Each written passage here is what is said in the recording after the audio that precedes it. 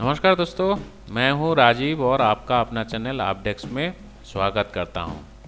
Friends, आज की जो वीडियो है ये एक सब्सक्राइबर फ्रेंड की रिक्वेस्ट से बना रहा हूं। 2 दिन पहले एक फ्रेंड ने कमेंट किया था, एक सेकंड में आपको दिखा देता हूं।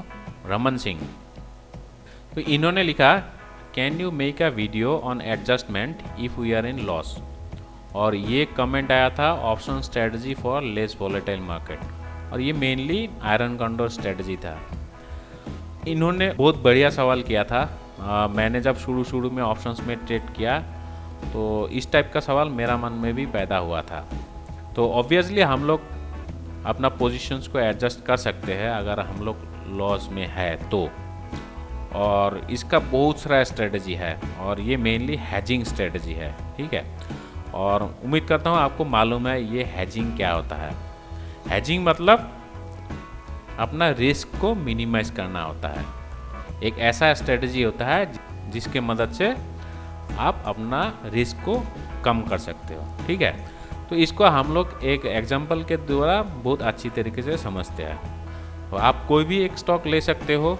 मैं मान लो रिलायंस ले लेता हूँ, ठीक है, क्योंकि ये बहुत पॉपुलर है और इसमें अच्छा खासा वॉल्यूम भी है। आप कैश सेगमेंट, डेरिवेटिव सेगमेंट, कुछ भी सेगमेंट में ट्रेड कर सकते हो। तो रिलायंस का एक बार चार्ट देख लेते हैं पहले। ये आ गया है रिलायंस का चार्ट। तो यहाँ देखिए रिलायंस जो है वो रिसेंट लो से बहुत ऊपर चला गया और इस लेवल पर एक छोटा सा रेजिस्टेंस भी है। इस लेवल पर एक रेजिस्टेंस है, ठीक है, 1500 का आसपास यहाँ पर रेजिस्टेंस है। तो आपने सोचा कि ये शायद यहाँ से ये नीचे आएगा, ठीक है। तो नीचे आने के लिए आपको कैसे ट्रेड करना होगा? थ्रू पुट ऑप्शन, या फिर आप फ्यूचर्स में शॉर्ट भी कर सकते हो। मान लो आपने इसका पुट ऑप्शन खरीद लिया है, ठीक है। अभी फिलहाल ये 1430 के आसपास चल रहा है। तो हम पहले रिलायंस का ऑप्शन चेन देख लेते हैं। रिलायंस गो, ओके, ये आ गया रिलायंस का ऑप्शन चेन। तो आपने क्या किया, आपका जो व्यू पॉइंट है रिलायंस का ऊपर वो है बेरिश। तो आपने 1400 का जो स्ट्राइक है इसका पुट ऑप्शन बाई किया, ठीक है। और इसका प्रीमियम अभी 19 रुपीज़ चल रहा है।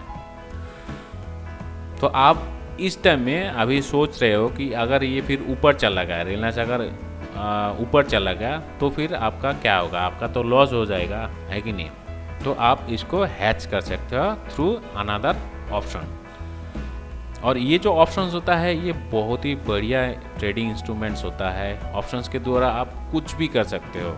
आप अगर कैश में ट्रेड करते हो, ऑप्शंस के द्वारा उसको हैच कर सकते हो। फ्यूचर्स में करने से भी हैच कर सकते हो।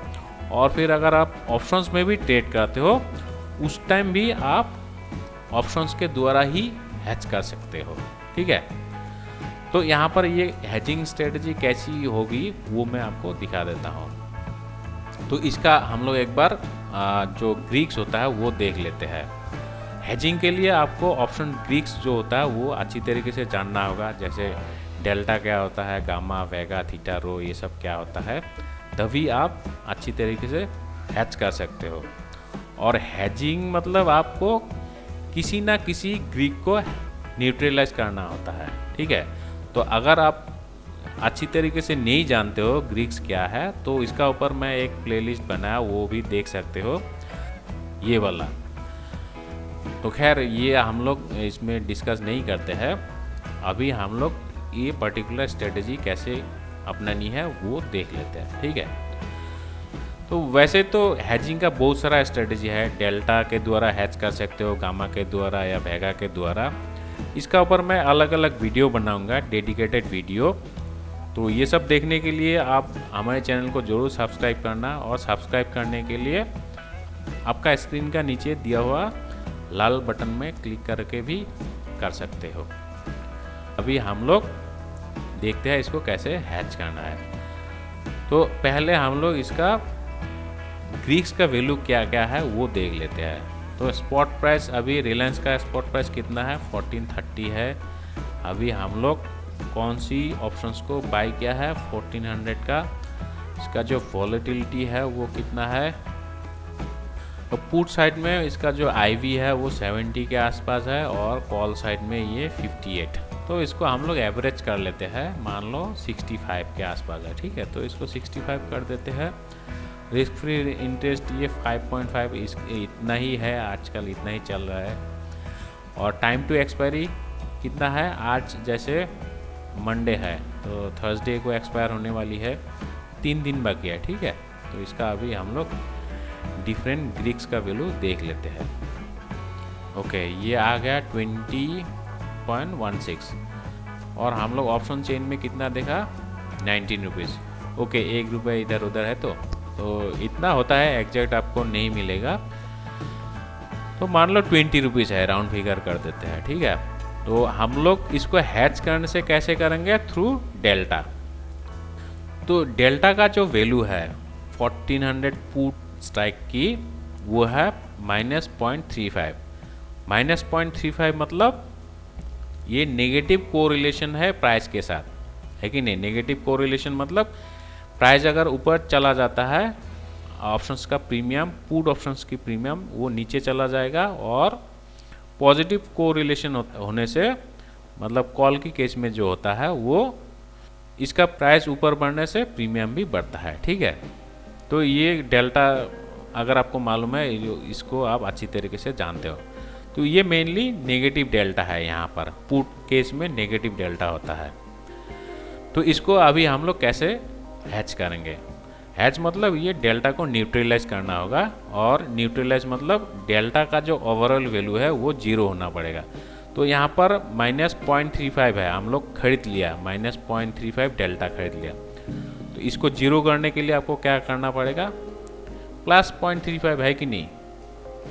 और +0.35 कैसे कर सकते हो, डेल्टा का वैल्यू कैसे 0.35 होगा, वो होगा इधर आप कॉल ऑप्शन बाई करते हो तब भी डेल्टा का वैल्यू पॉजिटिव होगा, और नहीं तो पुट ऑप्शन को अगर आप राइट करते हो उस केस भी आपका डेल्टा जो है वो पॉजिटिव हो जाता है कि नहीं। तो हम लोग क्या करेंगे, यहाँ पर कॉल ऑप्शन बाई करेंगे, क्योंकि पुट को राइट करने के लिए बहुत सारा मार्जिन मनी चाहिए होता है। तो हम लोग कॉल के द्वारा इसको हैच करेंगे डेल्टा को, ठीक है। तो हमें ऐसा एक स्ट्राइक का कॉल बाई करनी होगी जिसका डेल्टा वैल्यू +0.35 हो। और वो कैसे निकलेगा, आप अगर डेल्टा जानते हो तो आपको मालूम होगा एट द मनी में इसका वैल्यू मोर देन 0.5 होता है अप टू 1, और आउट ऑफ द मनी में इसका वैल्यू लेस देन 0.5 होता है अप टू 0 तक, ठीक है। मतलब अगर हम लोग एक out of the call option खरीदेंगे तो उसमें डेल्टा वैल्यू 0.5 से कम होगा, ठीक है। तो हमें कितना चाहिए, 0.35 चाहिए। तो हम लोग देखते हैं अभी 1430 में इसका प्राइस चल रहा है, तो 1440 का कॉल ऑप्शन देख लेते हैं, इसमें कितना डेल्टा होता है। 1440 का जो कॉल ऑप्शन है उसका डेल्टा है 0.47।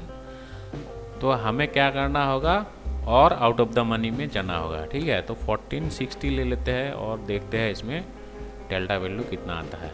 ओके, 0.35 आया, और इसका ज़्यादा ऊपर जाएंगे तो कितना आएगा वो भी देख लेते हैं। 1480 का कितना होगा, 0.29, ये ज़्यादा कम हो गया। तो हम लोग क्या करेंगे, 1460 ही रख लेते हैं स्ट्राइक। 1460 का जो स्ट्राइक है इसका डेल्टा है 0.38। तो 0.38 और 0.35 है, तो इस साइड में ये लगभग सेम ही है। तो ऐसे हम लोग डेल्टा हैच कर सकते हैं। तो हमें क्या करना होगा, 1460 का जो कॉल है इसको बाई करना होगा। तो 1460 का कॉल जो है उसका प्रीमियम अभी 21.28 में चल रहा है, ठीक है। तो इसका ऑप्शन चेन देख लेते हैं एक बार। तो हमने क्या किया, 1400 का जो पुट है 19 रुपीज़ में खरीद लिया 20 रुपीज़ में, और 1460 का कॉल ऑप्शन हम लोग खरीद लिया 22 रुपीज़ प्रीमियम देके, ठीक है। तो ऐसे हम लोग का पोजीशन जो है वो हैच हो गया। मतलब ये रिलायंस अगर नीचे चला जाता है तब हमें पुट का प्रीमियम मिल जाएगा, और अगर ये ऊपर चला जाता है तब फिर हमें जो 1460 का कॉल लिया उसका प्रीमियम मिल जाएगा। लेकिन यहाँ पर आपको एक चीज़ का ध्यान रखना है, अभी एक्सपायरी होने में कितना दिन बाकी है, ओनली 3 days टू गो।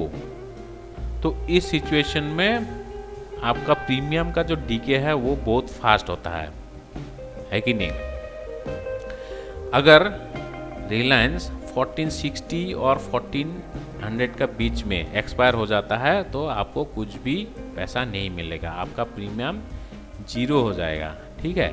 इसलिए इस चीज़ को ध्यान रखना है, जब आप पोजीशंस बनाओगे उस टाइम देखना है कि टाइम टू एक्सपायरी कितना दिन बाकी है, ठीक है, टाइम टू एक्सपायरी। अगर ये एक्सपायरी नज़दीक में है तो ये वाला स्ट्रेटजी अपनाना नहीं है, तो उस टाइम आपको हैच करने के लिए पुट शॉर्ट करके हैच करना होगा, ठीक है।